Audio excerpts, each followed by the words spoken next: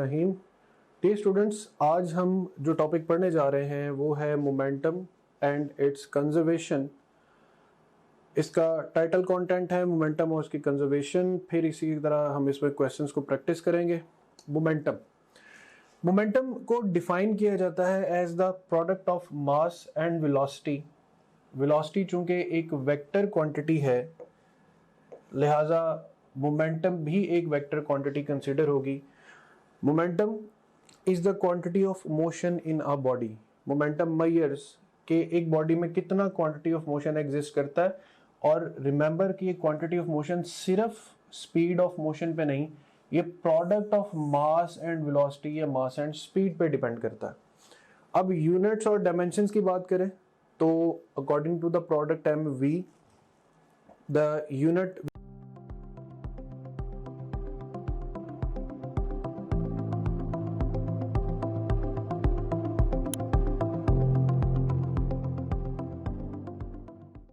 will kilogram meter per second or it can be stated as Newton second, kilogram meter per second।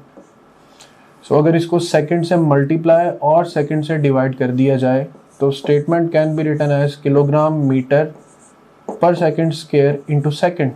ये second ऊपर आएगा, इसकी power -1 होगी। ये सारा फैक्टर कहलाता है न्यूटन और साथ मल्टीप्लाई करें सेकंड तो मोमेंटम का यूनिट बनता है न्यूटन सेकंड। डायमेंशंस इसी यूनिट से बन सकती हैं कि किलोग्राम को m से, मीटर पर सेकंड को LT-1 से रिप्रेजेंट करते हैं तो dimension of momentum is MLT-1। अब कुछ स्पेशल केसेस हैं कि अगर वेलोसिटी 0 हो तो मोमेंटम भी 0 होगा। फिर अगर मास को कांस्टेंट रखा जाए तो momentum is directly proportional to v। यानी अगर मोमेंटम और वेलोसिटी के दरमियान एक ग्राफ डिजाइन किया जाए तो it will be a straight line with mass equals to constant. Next, अगर वेलोसिटी को कांस्टेंट रखा जाए तो momentum will be directly proportional to mass, यानी graph between p and m will be a straight line if v is kept constant. इसी तरह अगर हम किसी भी बॉडी का मोमेंटम कांस्टेंट रख देते हैं तो फिर v और m के दरमियान एक इनवर्स रिलेशन बनेगा v m and that will be the shape of the graph. Next है second law of motion in terms of momentum. तो देखें, हमारे पास फर्स्ट इक्वेशन ऑफ मोशन है a is equal to vf minus vi over t। ये relation इसलिए use कर रहे हैं कि वेलोसिटी चेंज होगी तो वेलोसिटी को चेंज करने के लिए हमें एक्सेलरेशन चाहिए विद रिस्पेक्ट टू टाइम, और secondly f is equal to ma। अब अगर हम a की जगह पर a की वैल्यू पुट करेंगे तो हम ये फॉर्मूला हासिल करेंगे। अब mvf माइनस mvi ये है चेंज ऑफ मोमेंटम और it's happening with respect to time. So ये सेकेंड लॉ ऑफ मोशन की एक और बड़ी इंपॉर्टेंट इलस्ट्रेशन है कि फोर्स जैसे मास टाइम्स एक्सेलरेशन है, similarly force is rate of change of momentum with respect to time. Force changes the quantity of motion in a body. Delta p यानी change of momentum with respect to time. अब ये equations applicable हैं जहां वक्त के साथ साथ या बॉडी की स्पीड चेंज हो रही हो या बॉडी का मास चेंज हो रहा हो या दोनों चीजें चेंज हो रही हैं। अगर एक कार स्पीड अप हो रही है तो ओनली वेलोसिटी इज चेंजिंग। अगर एक रॉकेट अपवर्ड एक्सेलरेट करता है तो फ्यूल कंजम्पशन की वजह से उसका मास भी चेंज हो रहा है और उसकी स्पीड भी चेंज हो रही है। सो ये इक्वेशन हमें फोर्स को कैलकुलेट करने में ज्यादा हेल्पफुल है बनिस्बत इस इक्वेशन के। अब direction of force is in the direction of change of momentum, कि अगर फोर्स फॉरवर्ड डायरेक्शन में या in the direction of motion लग रही है तो momentum is going to increase, और अगर मोशन के अगेंस्ट फोर्स लगेगी तो momentum is going to decrease. अब इसी रिलेशन से अगर हम थोड़ी सी चेंजिंग करें तो एक और क्वांटिटी बनती है इम्पल्स। इम्पल्स को आई से रिप्रेजेंट करते हैं and it is actually equals to the product of force and time. Here the product of force and time is equal to delta p। So impulse is equal to change in momentum. So एक question पूछा जाता है, does a body moving body have impulse? Yes, if the velocity of body is changing then it has impulse। लेकिन अगर momentum में कोई change नहीं आता, this del sign represents the change, then the body does not have any impulse. अब impulse को यहाँ पर मैं थोड़ा सा एग्जाम्पलरी तौर पे बयान करूँ तो इम्पल्स है relation between force and time according to the change in momentum. इसकी एग्जाम्पल ये है कि हार्ड सरफेसेस रिएक्ट क्विकली। कोई सरफेस हार्ड होगा तो बड़ा क्विकली रिएक्ट करेगा। जैसे अगर आपको किसी सॉलिड दीवार में हिट करना हो, लेट्स से ये एक दीवार है और इसमें किसी को किक मारनी है, तो उसको जो रिएक्शन वापस मिलेगा वो तकरीबन 1/100 पार्ट में मिलेगा। लेकिन यही किक अगर किसी फुटबॉल को लगेगी तो रिएक्शन टाइम बहुत स्लो होगा, इट विल बी 1/10 सेकेंड्स। अब एक बात आप यहाँ पर याद रखिएगा कि hard objects react quickly and soft objects react slowly. यही बात हम इलास्टिक इन इलास्टिक कोलिजन में भी आगे जाके डिस्कस करेंगे। अब हार्ड ऑब्जेक्ट्स के रिएक्ट क्विकली और स्लोली करने से क्या फ़र्क पड़ता है? तो देखें, आपके लिए फर्श पर जंप करना आसान है या नरम बिस्तर पर या बहुत से फोम्स लगे हों तो उन पर जंप करना आसान है। अगर आप जंप करेंगे फर्श पर तो बहुत कम टाइम में आप पर बहुत ज़्यादा फोर्स एक्सर्ट होगी, ट्रांसमिट होगी। और अगर आप जंप करेंगे फोम पर तो वहाँ फोम को दबने से या फोम के प्रेस होने से आप पर बहुत ज़्यादा टाइम में बहुत कम फोर्स एक्सर्ट होगी। सो आप जो मोमेंटम लेकर किसी जगह को हिट करने जा रहे हैं, अगर वो जगह सॉफ्ट है तो टाइम बढ़ जाएगा, फोर्स कम हो जाएगी।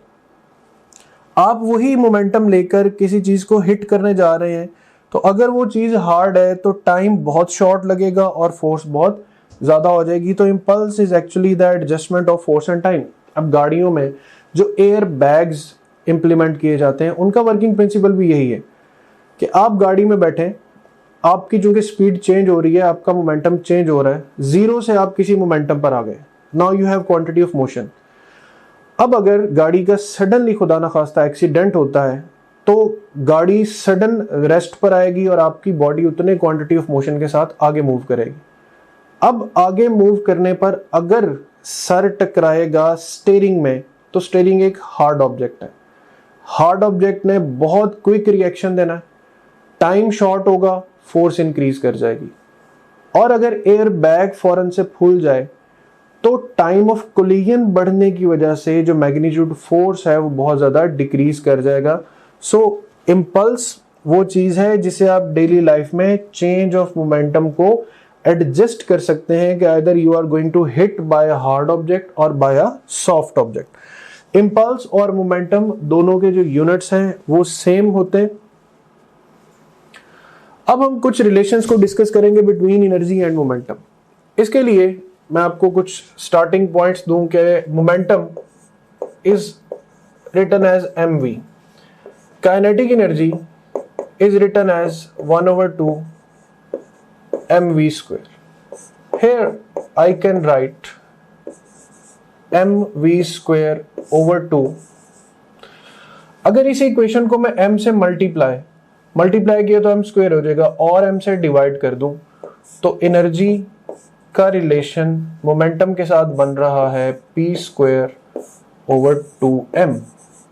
सो ये एक इम्पॉर्टेंट रिलेशन है कि अगर मास ऑफ ऑब्जेक्ट कांस्टेंट रहे तो energy is directly proportional to P square.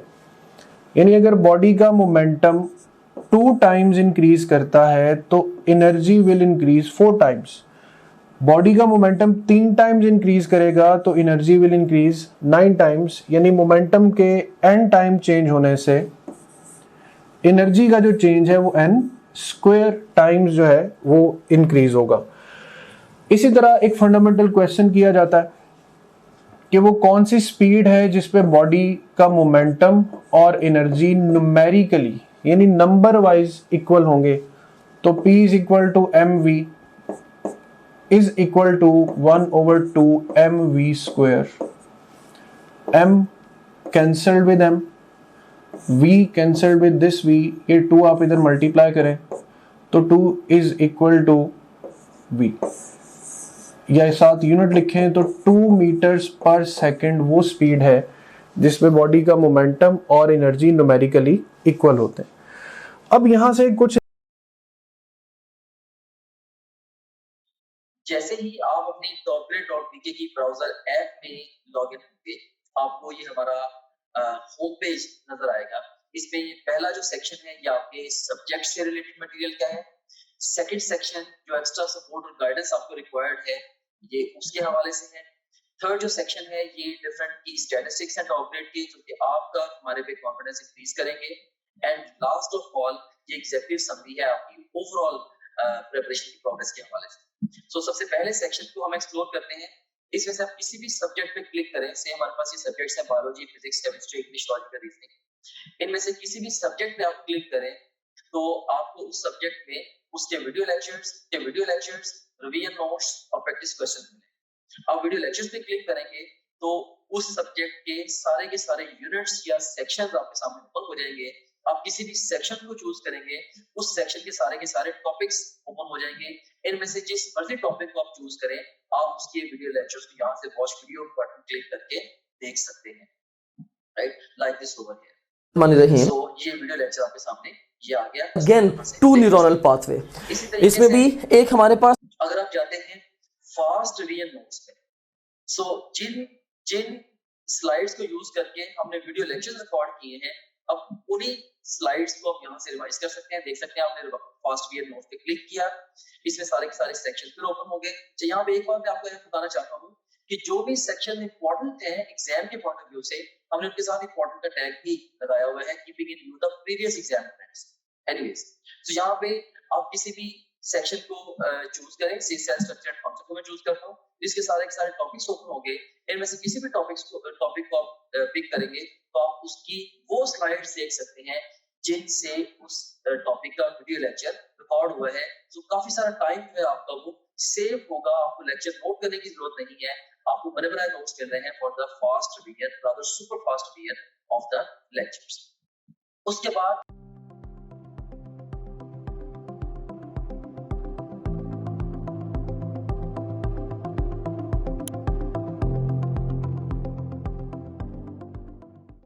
Relation इसी इक्वेशन से E is equal to P square over 2m से के E is directly proportional to P square. एक तो ये रिलेशन हो गया। अब हमारे पास एक रिलेशन आता है कि अगर if a heavy and light body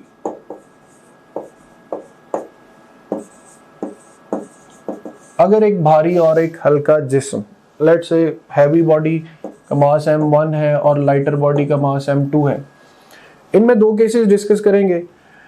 अब इसी इक्वेशन में E is equal to P square over 2m से हम पी स्क्वायर को √2me भी लिख सकते हैं। ठीक है, सो ये दो रिलेशंस के E is equal to P square over 2m and P is equal to √2me, ये दो रिलेशंस क्लियर रखने आपने। अगर एक हैवी और लाइट बॉडी का मोमेंटम सेम है, यानी P1 is equal to P2, जैसे एक कार और एक ट्रक है, हम कहते हैं कि दोनों का मोमेंटम सेम है एक रोड पर, तो हम लिखेंगे P1 is equal to P2। We will write 2m1 E1 must be equal to √2m2 E2। thirdly we will write, या we can write E1 over E2 is equal to m2 divided by m1। हमारे सामने energy का एक inverse relation exist कर रहा है। अब इस पूरी बात को अगर मैं तरतीब से पढ़ूं तो ये कि अगर एक भारी और एक हल्के जिस्म की मोमेंटम इक्वल है, तो जिसका मास कम होगा उसकी काइनेटिक एनर्जी ज़्यादा होगी, और जिसका मास ज़्यादा होगा उसकी काइनेटिक एनर्जी कम होगी due to inverse relation. Similarly अगर आपके पास यही सिचुएशन यूं हो कि if a heavy body and a lighter body, if a heavy body and a lighter body have equal energies, तो E1 will be equal to E2, P1 square over 2m1 is equal to P2 square over 2m2।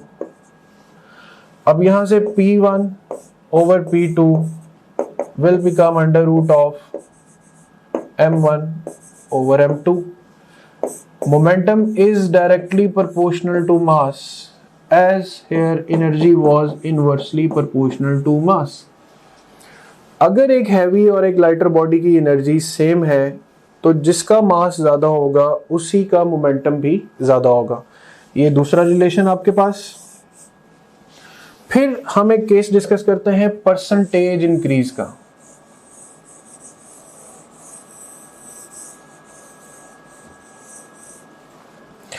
Percentage increase का case, let's say कि if momentum increases by 100%, then energy will increase by। अब हमें energy में increase find करना है तो हम equation लिखेंगे delta E over E into 100%।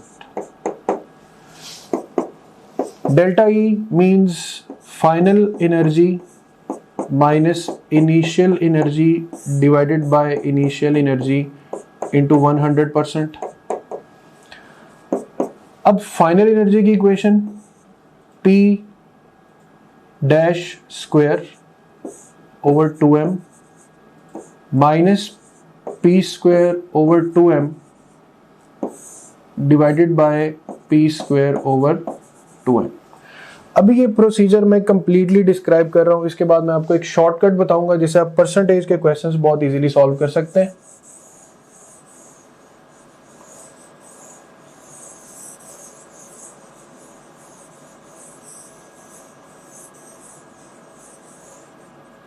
तो देखें, अब मोमेंटम 100% इंक्रीज किया तो new momentum P plus P, यानी पहले जो मोमेंटम P था अब उसमें 100% इंक्रीज यहां पर लिखा जाएगा। अब जैसे कहा जाए 50% इंक्रीज तो फिर मैं यहां पे लिख दूंगा 0.5 P। अगर लिखा जाए 200% इंक्रीज तो I will write 2 times of P। 500 times तो आई विल राइट 5P। जैसे आप बाजार से कोई चीज लेने जाएं तो अगर ये लिख दिया जाए कि जी एक चीज की प्राइस 200 है और ये 100% इसकी कीमत में इजाफा हो गया तो 100% का मतलब है कि उसी कीमत को डबल कर दे। 100% अगर 200 है तो टोटल अब 100% इंक्रीज के बाद जो कीमत है वो 200 हो जाएगी। सो फॉर्मूला कंप्लीट करते हैं। P plus P square minus P square divided by P square. ये जो 2m का फैक्टर है ये कॉमन लेके कैंसिल किया जा सकता है और साथ आप मल्टीप्लाई रखें 100% को। अब ये बनेगा 4P स्क्वायर, फिर बनेगा P स्क्वायर और फिर P square. On further simplification it will become 3P square divided by P square into 100%। Cancellation के बाद हमारे पास आंसर आता है 300%। तो इस पूरी तरतीब से फॉर्मूला को देखें तो if momentum increases by 100% the energy increases by 300%। अब इस पे आपको अगर हम एक इसे शॉर्टकट में कन्वर्ट करें इस चीज को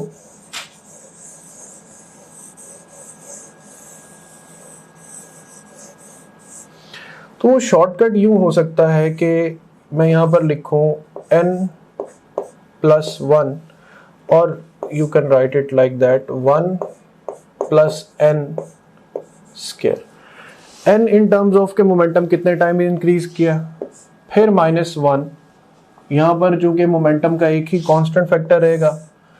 और इस चीज को अब अगर सॉल्व करें, ये रिलेशन है जब मोमेंटम गिवन है और एनर्जी आपको फाइंड करनी है। अब मैंने कहा कि अगर मोमेंटम 100% इंक्रीज करे तो आपने 100 का 1 पिक करना है और उसे n की जगह प्लेस करना है। 1 प्लस 1 स्क्वायर माइनस 1, ठीक, इसको साथ आप 100% से मल्टीप्लाई कर सकते हैं। सिमिलरली यहां पर अगेन लिसन, ये एक शॉर्टकट है। 1 प्लस n स्क्वायर माइनस 1, ये इसी फॉर्म को देखकर बनाया हुआ है। आपने क्या करना है कि आपको 100 गिवन है तो आप n की जगह 1 पुट करें, आपको 200 गिवन है तो आप 1 की जगह पे 2 पुट कर दें इंटू 100%। तो देखें 2 square 4 minus 1 3, answer will be 300%। तो ये हमारा आंसर साथ जस्टिफाई हो रहा है कि इस शॉर्टकट से अगर आपको कहा जो मोमेंटम में 100% इंक्रीज आएगा तो एनर्जी में 300%, मोमेंटम में 200% इंक्रीज आएगा तो 800% इंक्रीज आएगा एनर्जी में। सो ये सारा कुछ ये सारा परसेंटेज का फैक्टर अगर प्रॉपरली सॉल्व किया जाए तो it's a quite lengthy method, लेकिन अगर आप इसे शॉर्टकट्स की फॉर्म में सॉल्व करेंगे तो ये रिलेशन जो है वो इसमें काम आ सकता है। इसी तरह अब हम इसी के इनवर्स में अगर चलें कि आपको एनर्जी में परसेंटेज इंक्रीज गिवन है और आपको मोमेंटम में फाइंड करना है।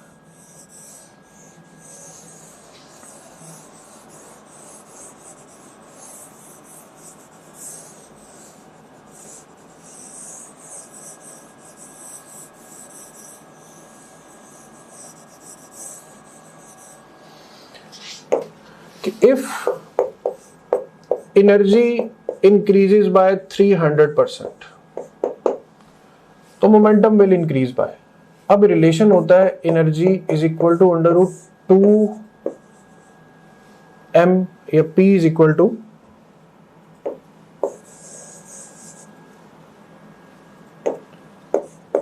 Equal to under root 2m e। So again अगर आप पूरा प्रोसीजर करेंगे तो आप यूं लिखेंगे delta p over p under root 2m e dash minus under root 2m e dash divided by under root 2m e। इसी को शॉर्ट फॉर्म में ले चलें तो जस्ट इतना सा शॉर्टकट अप्लाई कर लें 1 प्लस n माइनस 1। अब एनर्जी में इंक्रीज कितना गिवन है 300%, तो आपने n की जगह पे ये 3 पिक कर लेना। आप लिखेंगे 1 plus 3 under root minus 1 into 100%। 3 plus 1 4, 4 का स्क्वायर रूट 2, 2 माइनस 1, तो आपके सामने आंसर आ रहा है 100%। तो देखिए एक बहुत लॉन्ग प्रोसीजर भी छोटे से शॉर्टकट के साथ आप इजीली टाइम सेविंग टेक्निक के साथ सॉल्व कर सकते हैं। तो देखें दोनों आंसर जस्टिफाई भी होते हैं शॉर्टकट के साथ कि अगर मोमेंटम 100% इंक्रीज देती है तो एनर्जी 300% इंक्रीज होती, और कन्वर्सली अगर एनर्जी 300% इंक्रीज होगी तो मोमेंटम का इंक्रीज होगा 100%। इसी तरह अब जो चीज़ें हमने डिस्कस की थी वो फर्दर कि एनर्जी का relation p square over 2m, momentum under root 2m e, momentum of two bodies अगर सेम है तो एनर्जी का इनवर्स रिलेशन है मास के साथ, अगर दो बॉडीज की एनर्जी सेम है तो मोमेंटम का डायरेक्ट रिलेशन आएगा, यहाँ पे m1 ओवर m2 आएगा। इसी तरह परसेंटेज इंक्रीज है तो ये परसेंटेज इंक्रीज के फॉर्मूलाज हैं, बाकी प्रोसीजर आप देखकर उसको फर्दर सॉल्व कर सकते हैं। अब मोमेंटम से रिलेटेड जो लॉ ऑफ कंजर्वेशन है कि किसी भी आइसोलेटेड सिस्टम की, आइसोलेटेड सिस्टम ऐसा सिस्टम जिसमें कोई एक्सटर्नल फोर्स बॉडी पे एक्ट ना करे, ऐसे सिस्टम को हम आइसोलेटेड सिस्टम कहते हैं। और ऐसे सिस्टम में जो टोटल लीनियर मोमेंटम है वो हमेशा कंजर्व रहता है। कंजर्व का मतलब कि जो इनिशियल था वही फाइनल रहेगा, इनिशियल 0 है तो इवन फाइनल भी 0 रहेगा। फॉर एग्जाम्पल कि एक बुलेट और गन की एग्जाम्पल है, दोनों आप फायर करने के लिए पकड़ के बैठे हैं तो बुलेट भी रेस्ट पे और गन भी, ये इनिशियल है। फाइनली जब आप उसको फायर करेंगे तो bullet will move forward, the gun will move backward. तो फॉरवर्ड मोशन और बैकवर्ड मोशन का सम आपको इक्वल्स टू 0 मिलना चाहिए, सच दैट इनिशियल भी 0 और फाइनल भी 0 हो जाएगा। अब इसमें ये स्टेटमेंट बहुत इंपॉर्टेंट है कि initial momentum of the system must be equal to the final momentum of the system. अब इसमें ये इक्वेशन कैसे डेवलप होती, जैसे बुक में एक एग्जांपल होती कि एक मास m2 मूव कर रहा है फॉरवर्ड डायरेक्शन में विद वेलोसिटी v2 और ये वेक्टर की लेंथ देखें ये थोड़ी कम है, इस वेक्टर की लेंथ थोड़ी ज़्यादा है, मीन्स के v1 वेलोसिटी v2 से ज़्यादा है। Such that there is a chance कि ये बॉल m1 हिट करेगी बॉल m2 को। हिट करने के बाद अब चूंकि इसके पास मोमेंटम ज्यादा है, सो ये अपना क्वांटिटी ऑफ मोशन ट्रांसफर करेगा। सो नॉर्मली जिन ऑब्जेक्ट्स के पास क्वांटिटी ऑफ मोशन ज्यादा होती है उन्हीं में मोशन ट्रांसफर करने की एबिलिटी होती है। ये बिल्कुल ऐसे ही है जैसे कोई बहुत भारी भरकम जिस्म दौड़ता हुआ आपसे टकराए, तो उसमें ज्यादा क्वांटिटी ऑफ मोशन है, आपको वो मोमेंटम ट्रांसफर होगा और आप आगे कहीं जाकर गिरें।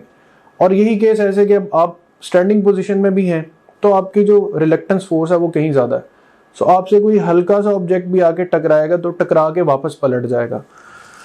अब यहीं पर इस इक्वेशन को कुछ डिफरेंट केसेस के साथ जो आपको प्रॉब्लम सॉल्विंग में काम आएंगे कि अगर दो बॉडीज या दो बॉल्स सेम डायरेक्शन में ट्रेवल करते हुए हिट करें, स्ट्राइक करें, तो equation will be m1 v1 plus m2 v2 कि दोनों सेम डायरेक्शन में जा रहे हैं।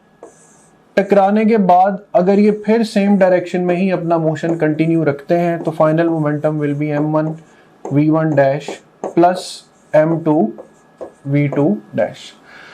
सो ये केस तब जब सेम डायरेक्शन में जाते हुए बॉडीज आपस में कोलाइड करें और कोलिजन के बाद अपना डायरेक्शन ऑफ मोशन को चेंज ना करें, तो सब क्वांटिटीज प्लस कंसीडर होंगी।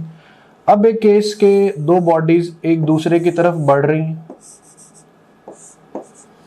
और फिर टकराने के बाद ये अपनी अपनी डायरेक्शंस को चेंज कर लेती है। लेट्स से ये है m1, ये है m2, ये है m1 और ये है m2। Velocity v1 v2 v1 dash v2 dash. So look for the equation. जो बॉल राइट साइड यानी पॉजिटिव एक्स एक्सिस की तरफ जा रही है उसका मोमेंटम m1 v1, जो लेफ्ट साइड यानी नेगेटिव साइड पे आ रही है उसका momentum minus m2 v2 must be equal to. अब कोलिजन के बाद बॉल m1 ने अपनी डायरेक्शन नेगेटिव कर ली है तो माइनस m1 v1 डैश, और ये बॉल फॉरवर्ड डायरेक्शन में जा रही है तो प्लस m2 v2 डैश। तो ये केस है जिसमें बॉल्स की डायरेक्शंस टकराने के बाद बदलती हैं, तो कब आपने नेगेटिव साइन और कब आपने पॉजिटिव साइन कंसीडर करना है। सिमिलरली एक बड़ा ही एक और इंपॉर्टेंट केस के दो ऑब्जेक्ट्स, लेट्स से ये एक ऑब्जेक्ट है, ये दूसरा ऑब्जेक्ट है, इसका मास m1 है, इसका मास m2 है, ये वेलोसिटी v1 है और ये वेलोसिटी v2 है।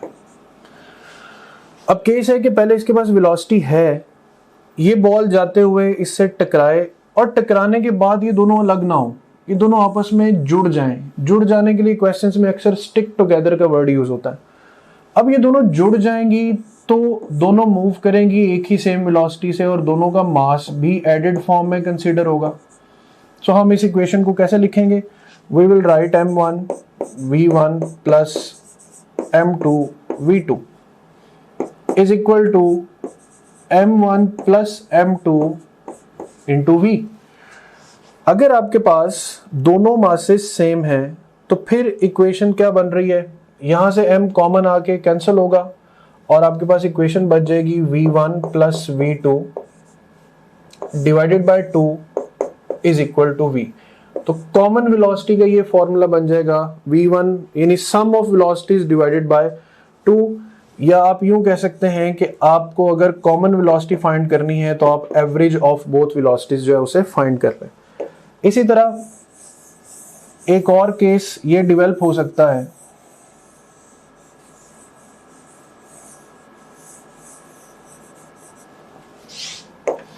कि एक बॉल रेस्ट पर है, यानी v2 is equal to 0, it's mass is m2, और एक इतने ही इक्वल मास की बॉल m1 v वेलोसिटी के साथ इसको हिट करेगी।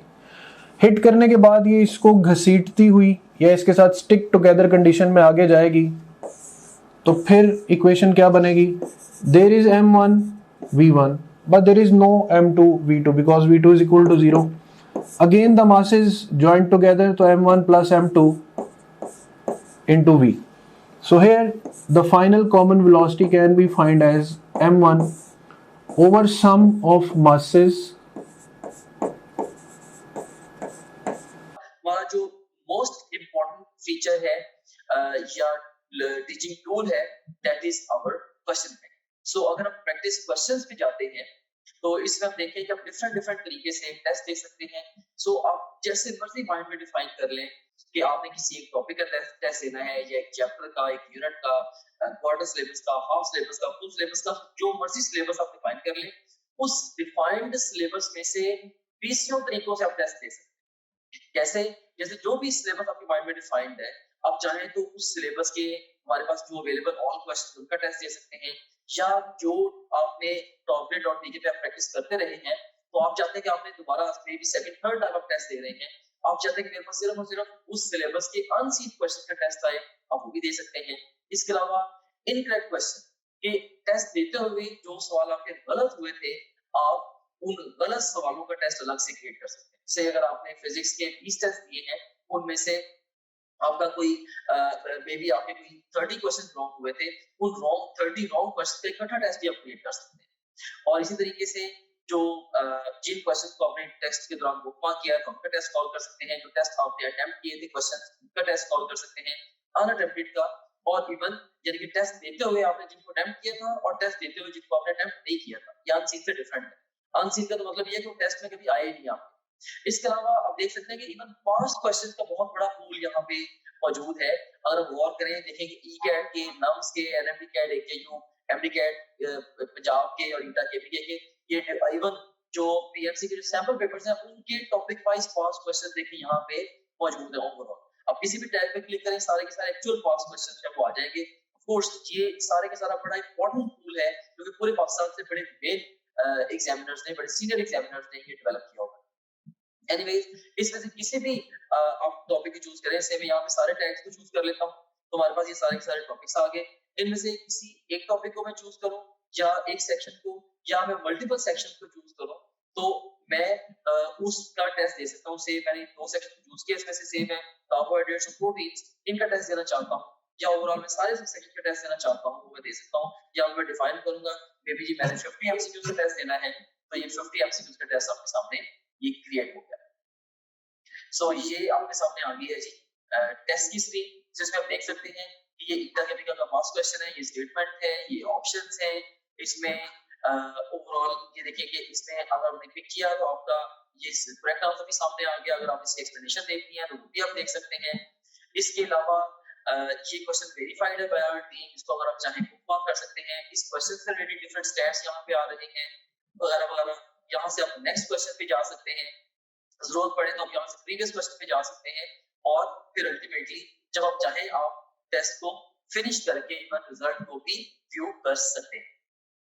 ऑलराइट, सो इस तरह से ये टेस्ट आपने इसको रिजल्ट को व्यू कर लिया। एनीवेज, इसके बाद अब हम चलते हैं दोबारा अपने होम पेज की तरफ। सो आप किसी भी जितने भी आपका सब्जेक्ट्स हैं, बायोलॉजी, फिजिक्स, केमिस्ट्री, इंग्लिश और लॉजिकल रीजनिंग, इन सब सब्जेक्ट्स के आप वीडियो लेक्चर्स, वीडियो नोट्स और अनलिमिटेड एमसीक्यू प्रैक्टिस यहाँ से कर सकते हैं। जितने भी आप प्रीवियस टेस्ट जो भी टेस्ट आपने दिए होंगे, अगर आप प्रीवियस टेस्ट पे क्लिक करेंगे वो सारे टेस्ट आपके यहाँ पे आ रहे होंगे। इसके अलावा जो आपकी जो ओवरऑल प्रोग्रेस है उसकी जो डिटेल है वो सारी की सारी यहाँ पे आ रही है। डिफरेंट सब्जेक्ट में आप कैसे जा रहे हैं, डिफरेंट सब्जेक्ट्स में, डिफरेंट चैप्टर्स में और डिफरेंट टॉपिक्स में आप कैसे जा रहे हैं, वो सारी की सारी डिटेल यहाँ पे आ रही है। इसके अलावा फुल लेंथ पेपर्स हैं जो कि जस्ट लाइक रियल एग्जाम है।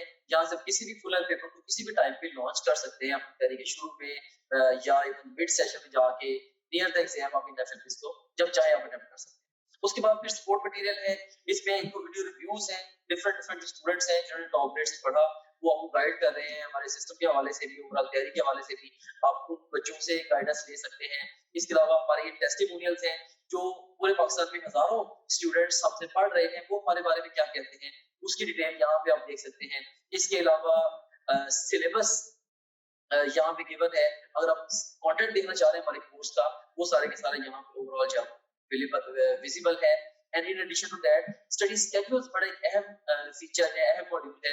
इसमें 90 डेज, 60 डेज, 30 डेज और इवन 50 डेज का एनएमटी कैट का स्केड्यूल मौजूद है।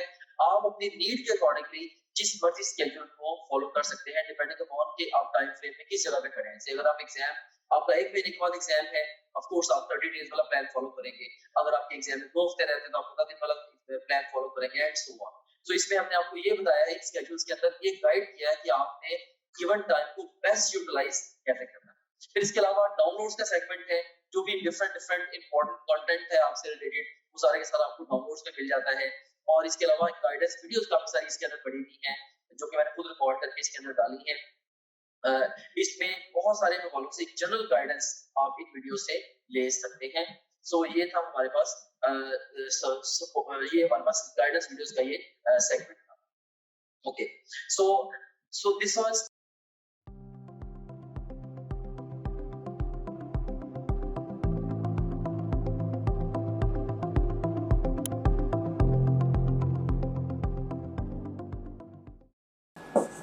into V1. So that's how you can calculate the momentum along with different these cases. Dear students, अब हम practice करेंगे questions about momentum and its conservation. The first question is this: an object of mass m is traveling with velocity v. Which equation gives the momentum p of an object in terms of either m or v and its kinetic energy? We all know that energy is equal to p square over 2m. So momentum can be written as under root 2m e. So option delta will be the right option. A force 2F acting on a particle of mass 10 kg produces an acceleration 60 meter per second square. A force 5F acting on a particle of mass m produces an acceleration of 50 meter per second square. What is the mass? Now 30 kg is the right answer and the solution is 2F on 10 kg mass produces 60 meter per second square. 5F on an unknown mass creates 50 meter per second square. दोनों equations को आपस में derive करेंगे. On calculating we get the answer 30 kg. Which graph best shows the variation with time of momentum of a body accelerated by a constant force? Force constant है तो acceleration भी constant होगी. Acceleration constant है तो velocity increase करेगी uniformly. So momentum will also increase uniformly. Option alpha will be the right option. The diagram shows two trolleys X and Y about to collide and gives momentum of each trolley before the collision. After the collision, the direction of motion of both trolleys are reversed and the magnitude of momentum X is then 2 Newton second. What is the magnitude of corresponding momentum? You have to remember one thing कि if this velocity is taken as positive, this will be taken as negative. और after collision ये अपनी directions change करती हैं तो negative velocity will be taken as positive and positive will be taken as negative.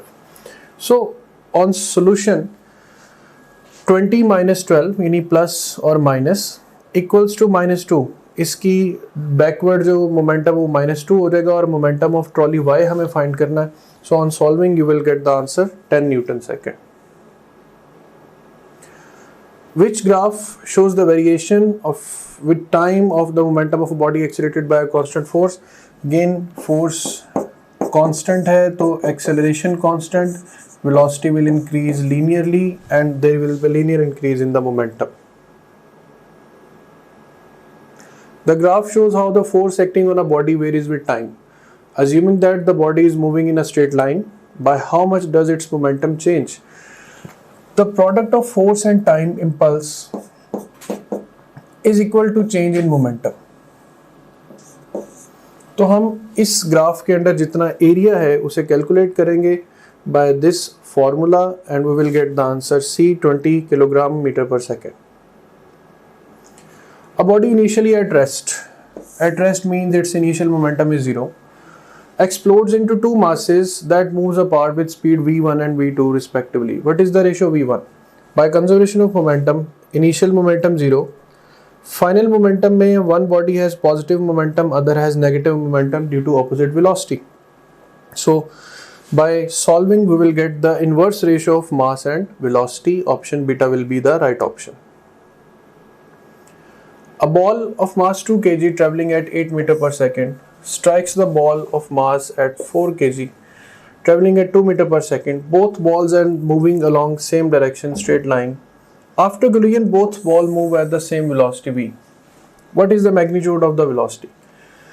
एक ball दूसरे से collide करने के बाद उसके साथ स्टिक हो गई है, तो m1 plus m2 m1 v1 plus m2 v2 के बाद हम करेंगे m1 plus m2 into v. Their velocity is common. So on solving it in this situation, first of all we have to add momentum separately. Then both masses are joined, so we will get the answer 4 meters per second.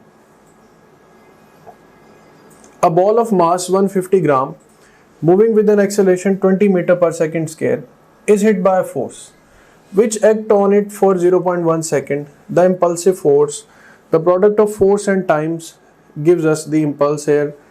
Impulse is force into time. अब force की जगह पे हम लिखेंगे ma और साथ time multiply करेंगे, तो we will get the answer.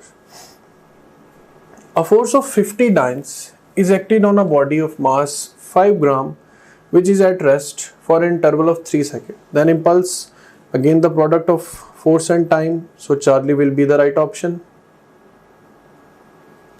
A body of mass 0.5 kg projected under gravity with a speed of 98 meter per second at an angle of 30 degree with horizontal. The change in momentum is 49 Newton second, and how you will solve it? The change in momentum between complete projectile motion is 2mv sine theta.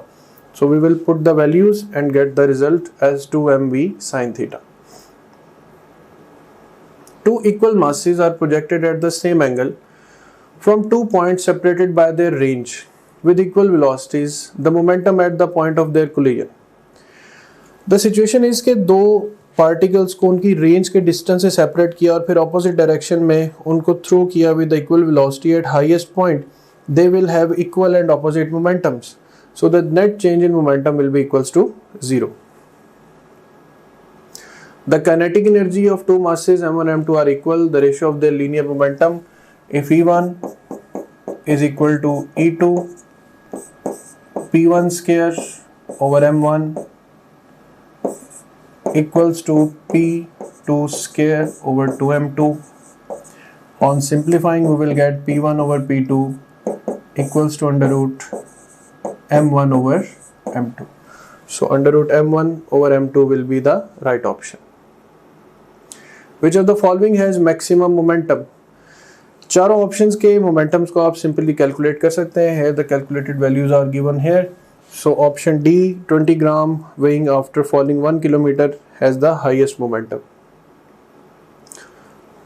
A machine gun has mass of 5 kg. It fires 50 gram bullets at rate of 30 bullets per minute at the speed of 400 meter per second. What force is required to keep the gun in position? Force required is equal to change in momentum over time. Now mass per unit time मतलब 30 जो है यहाँ पर हमारे पास bullets की तादाद है और each bullet has a mass 15 to 10 to power minus 3 per minute. इसे कैलकुलेट करना है and each bullet has a speed 400 meter per second. So 10 Newton is the force to stabilize the gun. Beta is the right option. A bullet of mass m is fired at certain angle theta with the vertical. The bullet is returned to the ground in time t. The total change in momentum will be, change in momentum is equal to force into time. Force is mg and time is t, so mgt is the right option. A bullet of mass 10 gram fired from a mass of 1 kg with recoil velocity of gun as 5 meter per second, then the muzzle velocity will be. The concept is velocity m1, mass m1, velocity v1 have to be calculate. m2 is 1 kg and v2 is minus 5. Now we have to apply the law of conservation of linear momentum, and on solving we will get 500 meter per second. A person of weight mg is moving upward in a rocket with an acceleration of 4g. His apparent weight inside the rocket will be, for apparent weight r is equal to m into g plus a for upward acceleration. अब a की जगह पर हम 4 put करेंगे तो 5 times of mg will be the weight of a person in the rocket that is accelerating upward. Two particles initially at rest move toward each other under the mutual attraction. At the instant when the speed of p is v and the speed of q is 2v, the speed of the center of mass will be. The center of mass for mutual forces can never change. For example, ये body v velocity से और ये body 2v velocity से एक दूसरे की तरफ approach कर रहे हैं, तो इनका जो सेंटर ऑफ मास है it will remain at its on place, so the velocity of centre of mass will be 0. Two stones of equal mass rest on the pan of an equal arms balance in a lift. Will they remain balanced when the lift accelerates upward? Yes, because both the pans are weighing equally. तो जब वो equal amount के साथ upward acceleration करेंगे तो उसका जो weight है, ये जो mass है, वो constant रहेगा. Force versus time graph for the motion of bodies shown in the figure. Then the change in linear momentum between t equals to 0 and t equals to 8. अब change in momentum है product of force and time, तो calculate all the areas under the graph and you will get the final answer as 0. A football is dropped from the top of a tall building. Which acceleration time graph best represents the motion? Bodies fall downward under the action of constant acceleration due to gravity, so the acceleration with respect to time remains same. So that's all about momentum and its conservation. Thank you.